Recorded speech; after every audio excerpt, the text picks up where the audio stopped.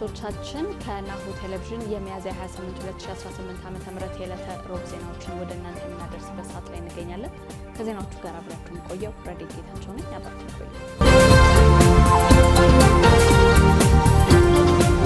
ዜና በተለያየ የመንግስት ኃላፊነት ያሉም ሆነ ተቃዋሚዎች የህዝቡን ፍላጎትና የልብ ትርታ በሚገባ እንደሚያዳምጡ የኢትዮጵያ ኦርቶዶክስ ተዋሕዶ ቤተክርስቲያን ፓትርያርክ ብፁዕ ወቅዱስ አቡነ ማትያስ አሳሰቡ። በኢትዮጵያ የተከሰተውን የማርበርግ ቫይረስ ወረርሽኝ ለመከላከል ሲከናወን የቆየው የሙከራ ክትባት ምንም አይነት የጎንዮሽ የጤና ችግር ሳያስከትል በጥሩ ውጤት መጠናቀቁ ተገለጸ። ወደ ውጪ ስናልፍ ኢራን ከአሜሪካ ጋር የሚደረጉ ሁሉን አቀፍ ስምምነት እንደምትፈልግ ገለጸች።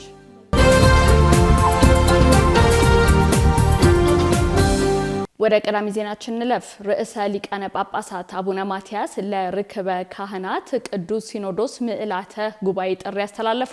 ብፁዕ ወቅዱስ አቡነ ማትያስ ቀዳማዊ ፓትርያርክ ርዕሰ ሊቃነ ጳጳሳት ዘኢትዮጵያ የግንቦት ርክበ ካህናት ቅዱስ ሲኖዶስ ምዕላተ ጉባኤን ዛሬ በይፋ ከፍተዋል። ቅዱስነታቸው በመክፈታቸው ላይ ባስተላለፉት አባታዊ መልእክት ሀገራዊ ችግሮችን በሰላማዊ መንገድ ለመፍታት ሁሉም ወገኖች እንዲተባበሩ ወቅታዊ ጥሪ አቅርበዋል። ፓትርያርኩ በመልእክታቸው ክርስቶስ በመስቀሉ ዓለምን ከራሱ ጋር እንዳስታረቀ በማስታወስ የቤተ ክርስቲያን ቀዳሚ ተልእኮ ይህንኑ የእርቅና የሰላም ምስጢር ለዓለም ማብሰር እንደሆነ ገልጸዋል።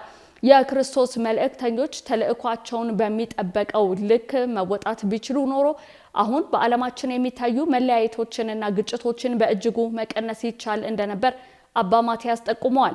አሁንም ቢሆን ህዝቡን ወደ ፍቅር፣ ወደ ሰላምና ወደ ፈሪሃ እግዚአብሔር ማምጣት የጉባኤው ዋነኛ ተግባር ሊሆን እንደሚገባ አሳስበዋል። ቅዱስነታቸው አያይዘውም ሀገርን በኃላፊነት የተረከቡ አመራሮችም ሆኑ አማራጭ ሀሳብ አለን የሚሉ ሊቃን ሁሉ ልባቸው ላይ እግዚአብሔርን እንዲፈሩና በህዝቡ ላይ እንዳይጨክኑ ጥሪያቸውን አቅርበዋል። ሰውን መያዝ የሚቻለው ህሊናን በመርታት እንጂ በኃይል እንዳልሆነ የገለጹት ፓትርያርኩ ባለስልጣናት የህዝቡን የልብ ትርታ ሊያዳምጡ እንደሚገባ አሳስበዋል። ህዝቡ የሚፈልገው በሰላም ወጥቶ መግባት፣ ፍትህን ማስፈን፣ የተስተካከለ ምጣኔ ሀብትና የእምነት ነጻነት መረጋገጥ መሆኑን አክለው ገልጸዋል። እነዚህ ፍላጎቶች ከተሟሉ ህዝቡ የመሪዎቹን ሀሳብ እንደሚያደምጥና እንደሚከተል አስገንዝበዋል። በመጨረሻም የዘንድሮ የርክበ ካህናት ቅዱስ ሲኖዶስ ምልዓተ ጉባኤ በቀኖና ቤተክርስቲያን መሰረት ከትንሳኤ በኋላ በ25ኛው ቀን መጀመሩን አብስረዋል። ቅዱስነታቸው እግዚአብሔር ጉባኤውን ሀገሪቱንና ህዝቧን እንዲባርክ በመለመን መልእክታቸውን አጠቃለዋል ሲል የዘገበው የኢትዮጵያ ኦርቶዶክስ ተዋሕዶ ቴሌቪዥን ነው። የመሬት መንቀጥቀጥ አደጋን ታሳቢ ያደረጉ የህንፃ ዲዛይን ደረጃዎች ትኩረት ተሰጥቷቸዋል ተባለ። ወቅታዊውን የተፈጥሮ ሁኔታና የጂኦግራፊያዊ ለውጦችን መሰረት በማድረግ የመሬት መንቀጥቀጥ አደጋን መቋቋም የሚችሉ የህንፃ ዲዛይን ደረጃዎች ተሻሽለው እንዲወጡ ተደርጓል ተብሏል። አዲሶቹ የዲዛይን ደረጃዎች ከአዲስ አበባ ዩኒቨርሲቲና ከኮንስትራክሽን ባለስልጣን በተገኙ ወቅታዊ የመሬት መንቀጥቀጥ ካርታዎችና መረጃዎች ላይ ተመስርተው የተዘጋጁ መሆናቸውን የኢትዮጵያ ደረጃዎች ኢንስቲትዩት ገልጿል። የመሬት መንቀጥቀጥ ስጋት ባለባቸው አካባቢዎች የሚገነቡ ህንፃዎች ምን አይነት ጥንካሬ ሊኖራቸው እንደሚገባና በዲዛይን ወቅት ምን አይነት ጥንቃቄዎች መደረግ እንዳለባቸው ደረጃው በዝርዝር አስቀምጧል። ይህም በድንገተኛ አደጋዎች የሚደርሰውን የሰው ህይወትና የንብረት ጉዳት ለመቀነስ ያለመ ነው ተብሏል። እነዚህ ደረጃዎች ነባር ህንፃዎችን ለማሻሻልም ሆነ ለአዳዲስ ግንባታዎች እንደ መመሪያ የሚያገለግሉ በመሆናቸው የከተሞችን ግንባታ አስተማማኝ ለማድረግ ወሳኝ መሆናቸው ተመላክተዋል። የማርበርግ ቫይረስ ክትባት ሙከራ ያለ እንከን መጠናቀቁ ተገለጸ። በኢትዮጵያ የተከሰተውን የማርበርግ ቫይረስ ወረርሽኝ ለመከላከል ሲከናወን የቆየው የሙከራ ክትባት ምንም አይነት የጎንዮሽ የጤና ሁኔታ ሳያስከትል በጥሩ ሁኔታ መጠናቀቁን የአርማወር ሃንሰን የምርምር ኢንስቲትዩት አስታውቋል። ኢንስቲትዩቱ ሚያዝያ 26 ቀን 2018 ዓ.ም ባካሄደው የግምገማ መድረክ የክትባት ሙከራው ሂደትንና የተገኙ ውጤቶችን ይፋ አድርጓል። የኢንስቲትዩቱ ዳይሬክተር ፕሮፌሰር አፈወርቅ ካሱ እንደገለጹት በሙከራው ወቅት ከክትባቱ ጋር የተያያዘ ምንም አይነት የጤና ስጋት ወይም አስከፊ ችግር አልተመዘገበም። በዓለም አቀፍ ደረጃ ቋሚ ክትባት ያልተገኘለትን ይህን ቫይረስ ለመቆጣጠር የሀገር በቀል ተቋማት በቅንጅት የወሰዱት እርምጃ ውጤታማ የሚባል መሆኑን ዳይሬክተሩ አብራርተዋል። በ3 ክሊኒካዊ የሙከራ ጣቢያዎች አማካኝነት በተከናወነው በዚህ ጥናት 527 ሰዎች የሙከራ ክትባቱን እንደወሰዱ ተገልጿል። ክትባቱን የወሰዱት ግለሰቦች ከታማሚዎች ጋር ንክኪ የነበራቸው ወገኖች፣ የጤና ባለሙያዎችና ተጋላጭ የሆኑ የማህበረሰብ ክፍሎች መሆናቸውን ፕሮፌሰር አፈወርቅ ጠቁመዋል። የክትባቱን ውጤታማነት ለማረጋገጥም የመጀመሪያው ሰው ክትባት ከወሰደ በኋላ ለ24 ቀናት ጥብቅ ክትትል ተደርጎ ጥሩ ውጤት አሳይቷል ተብሏል። በመድረኩ የተገኙት የጤና ሚኒስትር ዶክተር መቅደስ ዳባና ሌሎች ከፍተኛ የስራ ኃላፊዎች ከባለድርሻ አካላት ጋር በጥናቱ ውጤት ላይ ሰፊ ውይይት አድርገዋል። በዚሁ መርሃ ግብር ለጥናቱ ስኬታማነት ከፍተኛ ሚና ለነበራቸው ተመራማሪዎችና የጤና ባለሙያዎች እውቅና ተሰጥቷል። ቤዝ ሪል ስቴት በራሱ ወጪ በ16 ወራት የገነባቸውን ቤቶች ለባለቤቶቹ አስረከበ። ህልሞን በወራት የሚለው ሪል ስቴት ግንባታውን በራሱ ሙሉ የፋይናንስ ወጪ የገነባውን ቤት 16 ወራት አጭር ጊዜ ውስጥ አጠናቆ ሚያዝያ 24 ቀን 2018 ዓ.ም ለደንበኞቹ ቁልፍ አስረክቧል። በዚህ ፕሮጀክት ቤቶቹ ሙሉ ለሙሉ ተገንብተው የተጠናቀቁ ናቸው ተብሏል። ይህም ነዋሪዎቹ ምንም አይነት ተጨማሪ እንግልትና ወጪ ሳይኖርባቸው ቁልፍ እንደተረከቡ ወዲያው መኖር እንዲችሉ እንደሚያደርጋቸው ተገልጿል። በዚህ የርክክብ ወቅት ንግግር ያደረጉት የኩባንያው መስራችና ባለቤት አቶ ኦስማን ኑር ሁሴን ቤቶቹ ዘመናዊ ጥራት ያላቸውና ምቹ መሆናቸውን ገልጸዋል። አቶ ኦስማን ኑር ሁሴን አክለውም የስኬት ኩባንያው ያለበትን ጠንካራ የፋይናንስ አቅም የሚያሳይ ሲሆን ደንበኞች ሳይጨናነቁና የዋጋ ንረትን ሳይፈሩ ቤታቸውን በወቅቱ እንዲረከቡ አስችሏል።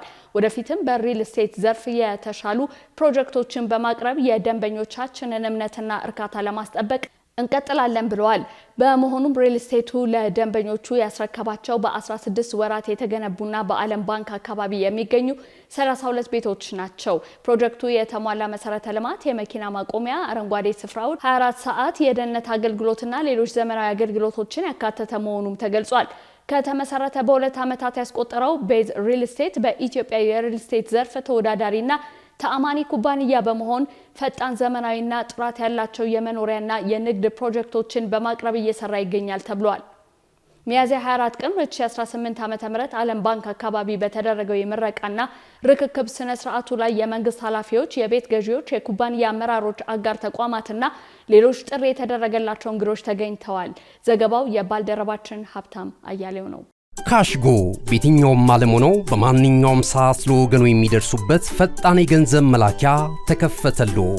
ማስተርና ቪዛ ካርዶን በመጠቀም ከ5 እስከ 20 ዶላር የሚልኩበት አዲስ የገንዘብ መላኪያ መንገድ።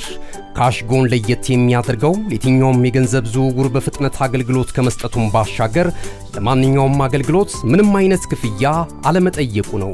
በሀገራችን ታሪክ ገንዘብን ከውጪ ወደ ሀገር ቤት በማስተላለፍ በመተግበሪያ መልክ አገልግሎት መስጠት የጀመረው የመጀመሪያው ሀገር በቀል የገንዘብ መላኪያ ዘዴ ካሽጎ ከ4500 በላይ ባሉ የባንክ ቅርንጫፎች አገልግሎት እየሰጠ ይገኛል።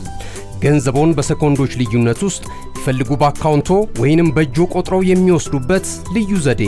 በቅርቡ ሁሉንም ኢትዮጵያዊ ባለቤት ለማድረግ ጉዞ የጀመረው ካሽጎ ዛሬውኑ መተግበሪያውን በስልኮ ላይ በመጫን የአገልግሎቱ ተጠቃሚ ሆኑ። ፍጥነት መለያችን፣ ኢትዮጵያን መክፈቻችን፣ ካሽጎ ነው መላኪያችን። ካሽጎ የአዲሱ ትውልድ ብራንድ። ተመልካቾቻችን ያላችሁት ናሁ ቴሌቪዥን ላይ ነው። አሁን ደግሞ ወደ ውጭ ዜናዎች እናልፋለን። በቻድ የቦኮ ሐራም ታጣቂ ቡድን ባደረሰው ጥቃት ቢያንስ 24 ወታደሮች ተገደሉ። የቦኮ ሐራም ታጣቂዎች በቻድ ሐይቅ ክልል በሚገኝ የጦር ሰፈር ላይ ባደረሱት ጥቃት ቢያንስ 24 ወታደሮች መገደላቸውን የቻድ ታጣቂ ኃይሎች አስታውቀዋል። በጎረቤት ሀገራት ናይጄሪያ ላይ ያነጣጠረ ጥቃቶችን በመፈጸም የሚታወቀው ቡድን ለረጅም ጊዜ ሲያስፈራራ ቆይቶ በስተመጨረሻ ጥቃቱ መሰንዘሩ ታውቋል። የሰራዊቱ ምንጮች እንደተናገሩት ባርካ ቶሎሮም በሚገኘው የጦር ሰፈር ላይ በደረሰ ወረራ በቻድ በኩል 46 ወታደሮች ቆስለዋል ያለው የክልሉ የአስተዳደር ባለስልጣን ሁኔታው አሁን በቁጥጥር ስር መዋሉን ተናግረዋል። ወታደራዊ ቦታው በካሜሩን፣ ኒጀር፣ ናይጄሪያና ቻድን የሚያቋርጠው የቻድ ሐይቅ ዳርቻ ነው። ደሴቶቹ ቦኮ ሐራምና ሌሎች አክራሪ እስላማዊ ቡድኖችን ጨምሮ ለተለያዩ ታጣቂዎች መሸሸጊያ እንደሆኑ ይታወቃል። የቻዱ ፕሬዝዳንት መሐማት ኢድሪስ ዴቢ ማክሰኞ ዕለት በፌስቡክ ገጻቸው ባስተላለፉት ጽሑፍ ለሟች ወታደሮች ቤተሰቦች ሀዘናቸውን ገልጸዋል። ከቅርብ ወራት ወዲህ በቡድኑ ጄኤኤስ ክፍል የሚሰነዘረው አፈናና ከፍተኛ የሰራዊት ቦታዎች ላይ ጥቃቶችን ጨምሮ ጥቃቶች እየጨመሩ መጥተዋል። ዴቢ እንደተናገሩት ሀገሪቱ ከታጣቂ ቡድኖች ስጋት ሙሉ በሙሉ እንዲወገድ ድረስ በአዲስ ቁርጠኝነት ትግሉን እንደምትቀጥል ተናግረዋል።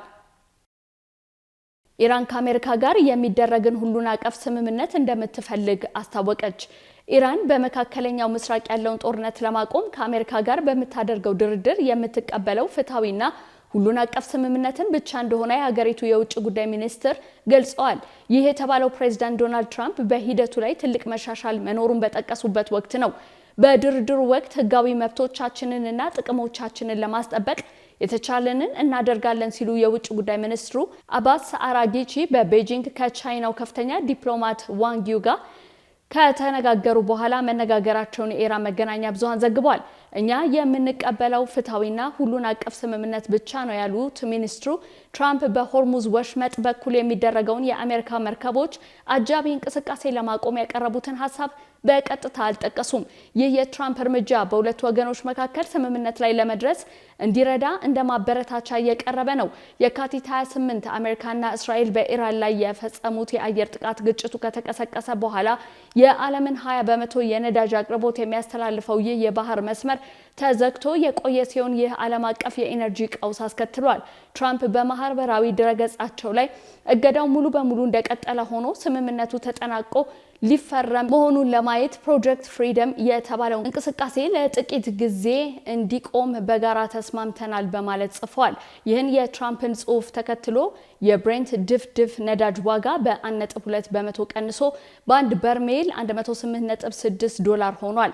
የአሜሪካ ዌስት ቴክሳስ ኢንተርሚዲየት ነዳጅ ዋጋም እንዲሁ በ1.2 በመቶ ቀንሶ $101.6 ሆኖ ተመዝግቧል። ዋይት ሃውስ ምን አይነት መሻሻል እንደተገኘ ወይም የተጠቀሰው እረፍት እስከ መቼ እንደሚቆይ ለቀረበለት ጥያቄ ወዲያውኑ ምላሽ አልሰጠም። የአሜሪካው የውጭ ጉዳይ ሚኒስትር ማርኮ ሩቢዮ እና ሌሎች ከፍተኛ የአስተዳደሩ ባለስልጣናት እንደተናገሩት ኢራን በወሽመጡ በኩል ያለውን ትራፊክ እንድትቆጣጠር ሊፈቅድላት አይገባም። ኢራን ፈንጂዎችን፣ ድሮኖችን፣ ሚሳይሎችን እና ፈጣን የጥቃት ጀልባዎችን በመጠቀም ስትሬቱን ዘግታለች። አሜሪካ በበኩሏ የኢራን ወደቦችን በመዝጋትና ለንግድ መርከቦች የታጀበ ጉዞ በማዘጋጀት ምላሽ ሰጥታለች ተብሏል። በመጨረሻም ከሰላም ስምምነቱ ቀደም ብሎ የተፈጸመውን የሩሲያ ጥቃት ፍጹም ግብዝነት ነው ሲሉ ዜሌንስኪ ወቀሱ። የዩክሬኑ ፕሬዝዳንት ቮሎዲሚር ዜሌንስኪ ሩሲያ ግጭቶችን ለማቆም ጥሪ ያቀረበች በሌላ በኩል ደንታቢስ በሆነ መልኩ ገዳይ ጥቃቶችን መቀጠሏን ግብዝነት ነው ሲሉ አውግዘዋል። በዚህ ሳምንት መጨረሻ የሁለተኛው የዓለም ጦርነት የድል በዓልን ለማክበር ዝግጅት እያደረገች ያለችው ሩሲያ በፈረንጆቹ ግንቦት 8 እና 9 የተኩስ አቁም እንደምታደርግ አስታውቃለች። ሆኖም ዩክሬን ይህንን የተኩስ አቁም ከጣሰች በኪየቭ መሃል ከተማ ላይ ከባድ የሚሳኤል ድብደባ እንደምትፈጽም አስጠንቅቃለች። በአንጻሩ ኪየቭ ከግንቦት 6 እኩለ ሌሊት ጀምሮ ለተወሰነ ጊዜ የማይገደብ የተኩስ አቁም እንደምታደርግና ከዚያ ሰዓት ጀምሮ ዩክሬን ተመጣጣኝ እርምጃ እንደምትወስድ ገልጻለች። ሁለቱ ወገኖች እነዚህን ውሳኔዎች በሚያሳውቁበት ወቅት ባደረጉት የሚሳኤልና የድሮን ጥቃቶች 5 ሰዎች ሲገደሉ በደርዘን የሚቆጠሩ ደግሞ ቆስለዋል።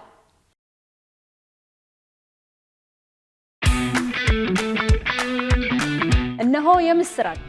የ10 አየር መንገድ የበረራ ትኬት ለውድ ደንበኞቹ በተቀላጠፈና አስተማማኝ በሆነ መንገድ እያቀረበ ያለው። በዚህም በደንበኞቹ የተመሰገነው ጉዞጎ አሁን ደግሞ ተደራሽነቱን በማስፋት ተጨማሪ ባንኮችን በማካተት ለውድ ደንበኞቹ የበለጠ አስተማማኝ ለመሆን ችሏል።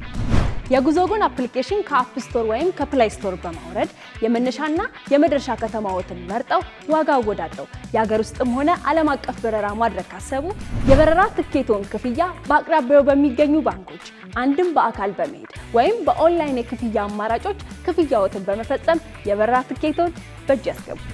ከዚህም በተጨማሪ እንደ ሁሉ ጊዜው ወደ ጉዞጎ የጥሪ ማዕከላችን 7473 በመደወል ከሙሉ የበረራ መረጃ ጋር የ24 ሰዓት የትኬት አገልግሎት ማግኘት እንደሚችሉ ስናበስሮ በታላቅ ደስታ ነው።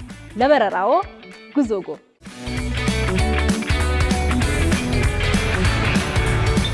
ተመልካቾቻችን ዜናዎቻችን እነዚህን ይመስላሉ። ከዜናዎቹ ጋር አብራችሁ የቆየሁት ረዴት ጌታቸው ነኝ። ጤና ይስጥልኝ።